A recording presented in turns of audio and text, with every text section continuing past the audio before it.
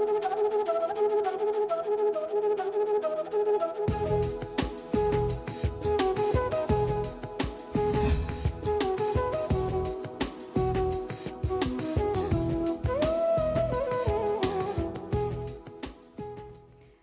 स्वागत है आपका आपके सितारे में और मैं हूं आपके साथ दिव्या तिवारी। आज कार्यक्रम में हम जानेंगे रुद्राक्ष और धतूरे से जुड़े उपाय। ये हम जानेंगे आचार्य जी से, साथ ही जानेंगे आज का राशिफल। तो देर कैसी, शुरू करते हैं आपके सितारे। घर में कैसे आए सुख शांति, कैसे मिले धन धान्य और वैभव, जानिए पंडित वैभव नाथ शर्मा से धतूरे और रुद्राक्ष के चमत्कारिक उपाय। आपके सितारे में अब अपनी हर परेशानी का हल प्राप्त कर सकते हैं और अपने सवाल भी पूछ सकते हैं। स्टूडियो में साथ देने के लिए मौजूद हैं विश्वविख्यात ज्योतिषाचार्य और वास्तु शास्त्री पंडित वैभव नाथ शर्मा जी। आचार्य जी, आपका हार्दिक स्वागत है। जी नमस्कार। तो यदि आपके मन में कोई सवाल है तो आप भी हमें कॉल कर सकते हैं। हमारे नंबर्स लगातार आपकी टेलीविजन स्क्रीन पर फ्लैश किए जा रहे हैं। आप हमें हमारे टोल फ्री नंबर पर भी कॉल कर सकते हैं। आप हमसे सीधी बात कर सकते हैं। हमारा टोल फ्री नंबर है 18001026-303। आप इस नंबर पर मुफ्त में कॉल करें। इसके अलावा आप हमें हमारे लैंडलाइन नंबर्स 012046463332 और 012046463327 पर भी कॉल करके हमसे सीधी बात कर सकते हैं। तो चलिए, इससे पहले कि 12 राशियों का राशिफल जाने, सबसे पहले आचार्य जी से जान लेते हैं आज का पंचांग। जी बिल्कुल, आज का पंचांग इस प्रकार है। विक्रम संवत 2071, मास चल रहा है मार्गशीर्ष और मार्गशीर्ष मास के कृष्ण पक्ष की आज द्वादशी तिथि है। बुधवार का दिन है, नक्षत्र है हस्त, योग है प्रीति और करण है तैतिल।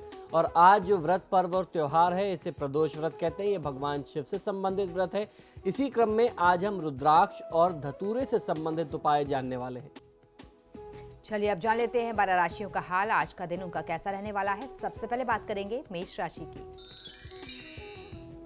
मेष राशि वाले जातक लोगों के लिए नए कारोबार में प्रवेश का अवसर आज आपको प्राप्त हो सकता है, किंतु संतान की असफलता से आपको साथ ही साथ कुछ निराशा भी होगी। परिवार में तनाव की स्थिति बनी रहने वाली है, तो अपने बुद्धि विवेक से पारिवारिक वाद विवाद को दूर करने का प्रयास आज करना चाहिए। ओम सौम्याय नमः इस मंत्र का 108 बार जाप करेंगे तो दिनचर्या में जो भी अशुभता आपके साथ बनती है उससे आपको काफी सुरक्षा और मुक्ति मिल जाएगी। शेयर बाजार में इन्वेस्टमेंट करने वालों के लिए आज की तिथि बहुत अच्छी नहीं बनती। चलिए, अब जान लेते हैं कैसा रहेगा वृषभ राशि वाले जातकों के लिए उनका आज का दिन। वृषभ राशि वाले जातक लोगों के लिए अपने क्षेत्र में आपको संपूर्ण लाभ आज मिलने के योग बनते हैं। मानसिक रूप से कुछ परेशानियां आपको घेरे रहेंगी, परंतु सकारात्मक सोच के साथ आप आसानी से इन सभी समस्याओं से उबर सकते हैं। तो आवश्यकता है एक पॉजिटिव सोच रखने की। आज के दिन को शुभ बनाने के लिए ओम स्कंदाग्रजाय नमः मंत्र का 108 बार जाप कर लेना आपके लिए सर्वोत्तम होगा। आज का दिन आपके लिए यात्रा के लिहाज से बहुत अच्छा नहीं बनता। चलिए, अब देख लेते हैं मिथुन राशि वाले आज क्या उपाय करें अपने दिन को शुभ बनाने के लिए। मिथुन राशि वाले जातक लोगों के लिए आपके जीवन में, आपकी कार्यशैली में और आपकी दिनचर्या में आज कोई नया और बड़ा बदलाव संभव है, तो तैयार रहना चाहिए इस बदलाव को स्वीकार करने के लिए। अपने जीवन साथी और उनकी आवश्यकताओं को समझें, उनकी भावनाओं का सम्मान करते हुए यदि काम करेंगे तो आपको फायदा मिलेगा। आज की दिनचर्या को शुभ बनाने के लिए ओम स्तुति हर्षिताय नमः मंत्र का 108 बार जाप कर लेना आपके लिए सर्वोत्तम होगा। व्यापार में साझेदारी करने से बचना चाहिए। अब जान लेते हैं क्या कह रहा है कर्क राशि वालों के लिए उनका आज का राशिफल। कर्क राशि वाले जातक लोगों के लिए नया सामाजिक परिचय आज आपको कुछ बन सकता है। कुछ लोगों से नई मुलाकात हो सकती है। ये परिचय आपके लिए भविष्य में सहायक रहने वाला है। साथ ही साथ जो लोग उच्च रक्तचाप से परेशान थे, यानी हाई ब्लड प्रेशर के जो पीड़ित लोग थे, जो रोगी थे, उनको आज स्वास्थ्य संबंधी समस्या में काफी राहत मिले, स्वास्थ्य लाभ हो, ऐसी संभावना आज बनती है। आज के दिन को शुभ बनाने के लिए ओम स्थूल कंठाय नमः मंत्र का 108 बार जाप कर लेना आपके लिए सर्वोत्तम होगा। संपत्ति या उसके अलावा अन्यत्र कहीं निवेश की योजना हो तो उससे बचना चाहिए। चलिए, अब देख लेते हैं सिंह राशि वाले आज के दिन को अच्छा व्यतीत करने के लिए आज क्या करें और क्या ना करें। सिंह राशि वाले जातक लोगों के लिए खासतौर पर नौकरी पेशा लोगों के लिए नौकरी में उन्नति के संकेत मिलते हैं। स्टूडेंट्स यानी विद्यार्थियों के लिए यह अच्छा समय कहा जा सकता है। आपकी शिक्षा में, पढ़ाई में जो भी बाधाएं अब तक आ रही थी वह अब दूर होना आरंभ हो जाएंगी। आज के दिन को शुभ बनाने के लिए ओम सर्व सिद्धि प्रदाय नमः मंत्र का 108 बार जाप कर लेना आपके लिए सर्वोत्तम होगा। आज किसी भी परिस्थिति में धैर्य का साथ नहीं छोड़ना चाहिए। चलिए आप देख लेते हैं कैसा रहेगा कन्या राशि वालों के लिए उनका आज का दिन। कन्या राशि वाले जातक लोगों के लिए आज की दिनचर्या में आपको वाहन इत्यादि का सुख प्राप्त हो सकता है। दिन के आरंभ में बिजनेस में, व्यापार में कुछ बाधाएं आएंगी, लेकिन जैसे धीरे धीरे दिन विकास करेगा सारी परिस्थितियां आपके पक्ष में हो जाएंगी। आज संपत्ति यानी प्रॉपर्टी खरीदने के लिए आपको काफी प्रयत्न करने पड़ सकते हैं। आपका इंटरेस्ट प्रॉपर्टी खरीदने में आज जा सकता है, उसके लिए आप प्रयास करेंगे। आज के दिन को शुभ बनाने के लिए ओम सर्वात्मकाय नमः मंत्र का 108 बार जाप कर लेना आपके लिए सर्वोत्तम होगा। मांसाहार के सेवन से, प्रयोग से आज आपको बचना चाहिए। अब देख लेते हैं तुला राशि वालों का आज का दिन कैसा रहने वाला है और कैसी है उनके सितारों की चाल। तुला राशि वाले जातक लोगों के लिए लक्ष्य को ध्यान में रख करके काम करने से आपको सफलता मिल सकती है। समय असमंजस में बीतेगा। काफी समय से चला आ रहा पारिवारिक संपत्ति का वाद विवाद आज समाप्त होने के आसार हैं। आज के दिन को शुभ बनाने के लिए ओम सर्व सिद्धि प्रदायकाय नमः मंत्र का 108 बार जाप कर लेना आपके लिए सर्वोत्तम होगा।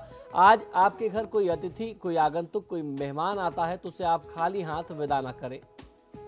चलिए तो आप देख लेते हैं वृश्चिक राशि वाले जातक आज के दिन को अच्छा व्यतीत करने के लिए आज क्या करें और क्या ना करें। वृश्चिक राशि वाले जातक लोगों के लिए परिवार का कोई बड़ा फैसला आज आपके पक्ष में होने वाला है। आपके परिवार और रिश्तेदारों से पूर्ण सहयोग आज आपको मिले, ऐसे संकेत आज की दिनचर्या से मिलते हैं। तो कुल मिला के दिन आज आपके पक्ष में है। आज के दिन का और ज्यादा लाभ लेने के लिए ओम सर्व प्रियाय नमः मंत्र का 108 बार जाप करेंगे तो फायदा मिलेगा। वाहन का प्रयोग बहुत तेज गति में मत करिए। वाहन चलाने में सावधानी रखनी चाहिए आपको आज। अब देख लेते हैं क्या कह रहा है धनु राशि वालों के लिए उनका आज का राशिफल। धनु राशि वाले जातक लोगों के लिए नया व्यापार आरंभ करने के लिए समय आपके लिए अति उत्तम है। अपने बहुमूल्य समय को बचा करके काम करते हुए अपने परिवार के लिए समय निकालना, परिवार को समय देना आपके लिए आज बहुत अनिवार्य है। आज के दिन को शुभ बनाने के लिए ओम सर्वतनयाय नमः मंत्र का 108 बार जाप कर लेना आपके लिए सर्वोत्तम होगा। आज की दिनचर्या में आपको किसी को पैसे उधार देने से बचना चाहिए। चलिए अब बढ़ते अगली राशि की ओर देख लेते हैं कैसा रहेगा मकर राशि वालों के लिए उनका आज का दिन। मकर राशि वाले जातक लोगों के लिए आज की दिनचर्या में आपके विरोधी पक्ष आप पर हावी हो सकते हैं, तो आपको आज सचेत रहना चाहिए। वैवाहिक संबंधों में यदि कोई परेशानी हो तो परिवार के जो भी अनुभवी लोग हैं, बड़े बुजुर्ग लोग हैं, उनसे मध्यस्थता कराई जा सकती है। उनकी मदद लेकर के आप अपने बीच के तनाव को दूर कर सकते हैं। आज के दिन को शुभ बनाने के लिए ओम समस्त जगदाधराय नमः मंत्र का 108 बार जाप कर लेना आपके लिए सर्वोत्तम होगा। आज की दिनचर्या में आपको भी मांसाहार और मद्यपान के सेवन से, प्रयोग से बचना चाहिए। चलिए आप देख लेते हैं कुंभ राशि वाले आज के दिन को शुभ बनाने के लिए आज क्या करें और क्या ना करें। कुंभ राशि वाले जातक लोगों के लिए कार्य के प्रति आज आपको थोड़ी सी अरुचि रहेगी, यानी आज काम करने में मन नहीं लगेगा। छात्रों को अधिक मन लगा करके मेहनत करने की आवश्यकता है। मन को भटकने से बचाना होगा। आज के दिन को शुभ बनाने के लिए ओम समाहिताय नमः मंत्र का 108 बार जाप कर लेना आपके लिए सर्वोत्तम होगा। आज किसी भी परिस्थिति में आपको क्रोध करने से बचना चाहिए। चलिए अब बात करेंगे आखिरी राशि की। देख लेते हैं क्या कह रहे हैं मीन राशि वालों के लिए उनके आज के सितारे। मीन राशि वाले जातक लोगों के लिए ये समय आपके लिए शुभ होगा। इस समय में आपको शुभ समाचार प्राप्त हो सकते हैं। आज की दिनचर्या में आपको धन लाभ के भी संकेत मिलते हैं। एक ही दिशा में अगर आप मेहनत करें तो आपको बेहतर परिणाम आज मिलने वाले हैं। तो जो भी आप एक काम कर रहे हैं, पूरा ध्यान उसी कार्य की सफलता में लगाएं, ध्यान केंद्रित करें। दिन आपके साथ है। आज के दिन को शुभ बनाने के लिए ओम सज्जदानंद विग्रहाय नमः मंत्र का 108 बार जाप कर लेना आपके लिए सर्वोत्तम होगा। भाई बंधु के साथ वाद विवाद आज बचाना चाहिए। और अब कॉलर हमारे साथ जुड़ेंगे, लेकिन सबसे पहले अपने कॉलर्स को एक जानकारी दे दें कि जब भी आप हमें फ़ोन कॉल करें प्लीज़ अपनी टीवी का वॉल्यूम बिल्कुल म्यूट रखिए ताकि हम सही तरीके से आपको सुन सकें और आचार्य जी आपके सवालों का जवाब दे सकें। बहरहाल अब एक कॉलर हमारे साथ जुड़ गए हैं, इंदिरा जुड़ गए हैं। कहाँ से बोल रहे हैं आप? अपना सवाल पूछिए। इंदिरा, आपको मेरी आवाज़ मिल रही है? जी पूछिए अपना सवाल। मेरा सवाल दो है मैडम कि एक पास तो है कि मेरा बच्चा मेरी बात नहीं मानता जी, और दूसरा सवाल है कि मेरी सरकारी नौकरी थी, मुझे मैं बहुत मेहनत करी पर सरकारी नौकरी अभी आ नहीं रही है। जी बिल्कुल, आप अपना जन्म विवरण मुझे बताइए। जन्म का विवरण बताइए। क्या सर? डेट ऑफ बर्थ, जन्म का समय, तारीख, स्थान मेरा बताइए। 4 अगस्त 1980 है। जी, तारीख और महीना भी बताइए। जन्म का स्थान है मेरा पूर्व है और जन्म तारीख है 4/8/1980 जी, और स्थान है पूर्व और समय है 3:15 बजे करीब। दिन का या रात का है ये समय? दिन का है। देखिए, आपने जो जन्म स्थान और जो अपनी समस्याएं बताई हैं उसके अनुसार आपके जन्म विवरण को देखते हुए ये कहा जा सकता है कि राहु की महादशा चल रही है। इसमें बृहस्पति का अंतर है और आपकी कुंडली में सूर्य और राहु का जो संयोग है, इसकी वजह से सिर्फ आपका बच्चा ही नहीं, कुछ ऐसी स्थिति बनती है कि कोई भी व्यक्ति आपकी बात को नहीं मानेगा। आपका अनादर, हमेशा अपमान परिवार में, समाज में होता रहेगा, प्रतिष्ठा में कमी आती रहेगी। इसके लिए आपको आवश्यकता यही है कि आप रोज सुबह स्नान ध्यान करके सूर्यदेव को जल अर्पित किया करें, आपको फायदा मिलेगा। इसी उपाय से सरकारी नौकरी को या अपनी रोजी रोजगार को प्राप्त करने के लिए भी आपके लिए रास्ते बनेंगे। एक कॉलर अब ऋतु हमारे से जुड़ गई हैं। ऋतु, कहाँ से बोल रही हैं आप? अपना सवाल पूछिए। भादरा से। जी बताइए। हाँ जी, मेरे भैया के बारे में पूछना। नाम मनोज है जी। 23/8/86 जी। हिसार, डेट ऑफ स्थान और रात के 12:06 ईस्ट काल है जी। तो भैया की शादी और नौकरी के बारे में पूछना था। देखिए, भाई साहब की कुंडली के अनुसार इनके विवाह का समय 24 फरवरी 2015 के बाद से आरंभ हो रहा है। अभी वर्तमान समय में केतु की महादशा में बुध की अंतर्दशा है और केतु की ये महादशा जो है ये अब अंतिम दौर में है। तो इसके बाद शुक्र का समय आरंभ होगा। शुक्र लग्नेश है, लेकिन शुक्र जो है वो केतु के साथ पीड़ित भी है। तो केतु के लिए वैदिक मंत्रों का जाप करा लेना अभी भी लाभकारी रहेगा। अगर आपने पहले कराया हो तो भी आपको पहले उसका फायदा मिल सकता था, तो अभी आप करा लें। इससे आपको आने वाले समय में इनके विवाह में या जीवन में प्रगति के किसी भी कार्य में बाधा का अनुभव नहीं करना पड़ेगा, उससे फायदा मिलेगा। और नियमित दिनचर्या में भगवान विष्णु और माँ लक्ष्मी की पूजा आराधना करनी चाहिए। और अब एक कॉलर हमारे साथ खुशबू जुड़ गई हैं। खुशबू, कहाँ से बोल रही हैं आप? अपना जन्म विवरण दीजिए, फिर सवाल पूछिए। नमस्कार गुरुजी। जी नमस्कार, बताइए। मेरा जन्म डेट ऑफ बर्थ है 9 नवंबर 1986 जी। और समय है सुबह 7:27 जी। थाने हल्द्वानी। जी।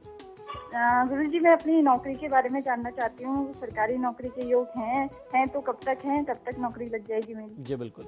देखिए, आपकी जन्म पत्रिका के अनुसार सरकारी नौकरी के योग आपके लिए बनते हैं। आपको प्रयास जरूर करना चाहिए और आपकी कुंडली ऐसी कहती है कि 2017 तक का समय आपके लिए सरकारी नौकरी को प्राप्त करने का बहुत अच्छा, बहुत उचित और उपयुक्त समय हो सकता है। तो इस समय में आपको भगवान विष्णु की पूजा आराधना करनी है, क्योंकि बृहस्पति की महादशा में शनि की अंतर्दशा है और बृहस्पति देवता जो है आपकी कुंडली में धन स्थान यानी दूसरे और उसके साथ साथ सुख स्थान 5वें भाव के स्वामी हैं। तो इस परिस्थिति में आपको बृहस्पति और शनि की पूजा आराधना करनी चाहिए, आपको निश्चित ही फायदा मिलेगा। एक कॉलर अब हरी हमारे से जुड़ गए हैं मेरठ से। पूछिए अपना सवाल हरी। हाँ, हेलो। जी बताइए। हाँ सर। जी बताइए, सुन रहा हूँ। हाँ जी सर, ऐसा था, मेरी 2 बेटियां हैं जी। दोनों की बर्थ डेट, एक की बड़ी बेटी की 4 दिसंबर जी 1999 जी और छोटी बेटी की है सर 22 जनवरी। एक बार में एक ही कुंडली देखी जा सकती है, इसके लिए मैं क्षमा चाहूंगा। जिसका आपने 4 दिसंबर 1999 बताया, उसका जन्म समय और स्थान बताइए और उससे संबंधित प्रश्न करिए। है रात के 12:45 जी और कानपुर स्थान। जी बताएं, प्रश्न करें। तो उनका कैरियर के बारे में पूछ रहा हूँ बच्चे का, कि क्या भविष्य रहेगा, क्या करना चाहिए? जी बिल्कुल। देखिए, इस बिटिया के लिए तो राहु की महादशा में शुक्र की अंतर्दशा है और शुक्र जो है इस बच्चे की कुंडली में कर्म भाव का स्वामी है, यानी करियर हाउस का लॉर्ड है। तो ऐसे में अगर ये जातक, ये बच्चा शुक्र से संबंधित जो क्षेत्र होते हैं उसके लिए प्रयास करेगा तो निश्चित ही उस क्षेत्र में ज़्यादा सफलता मिल सकती है। साथ ही साथ ये समय पढ़ाई के लिए या करियर को निर्धारित करने के लिए थोड़ा सा कठिन समय भी हो सकता है, क्योंकि राहु की महादशा चल रही है और राहु इस बच्चे की कुंडली में बहुत अच्छी स्थिति में नहीं है। तो जहां तक शुक्र के क्षेत्रों की बात करें, शुक्र के क्षेत्रों में डिजाइनिंग के काम आते हैं, चाहे वो सॉफ्टवेयर डिजाइनिंग के काम हो, चाहे वो इंटीरियर डिजाइनिंग के काम। शुक्र सबसे पहली चीज सौंदर्य को प्रदर्शित करता है। कोई भी ऐसी चीज जो सौंदर्य में या खूबसूरती में वृद्धि करती हो, फैशन डिजाइनिंग से लेकर के सारे क्षेत्र उसमें आते हैं। सॉफ्टवेयर का फील्ड आता है। इसके बाद फिनांस का क्षेत्र, वित्तीय क्षेत्र जो है वो शुक्र के आधिपत्य में भी आता है। तो इन सारी फील्ड में कॉमर्स से रिलेटेड, अगर इकोनॉमिक्स से रिलेटेड कोई पढ़ाई करते हैं तो उसमें फ़ायदा मिल सकता है। फैशन डिज़ाइनिंग इत्यादि से संबंधित कोई काम करें, इंटीरियर इत्यादि से संबंधित काम करें तो लाभ अवश्य मिलेगा।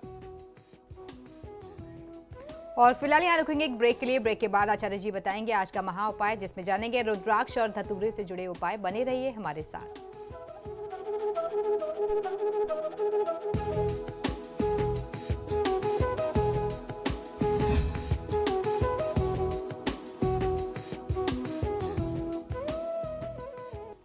ब्रेक के बाद एक बार फिर से आपका स्वागत है। चलिए अब आचार्य जी से जान लेते हैं आज का महा उपाय।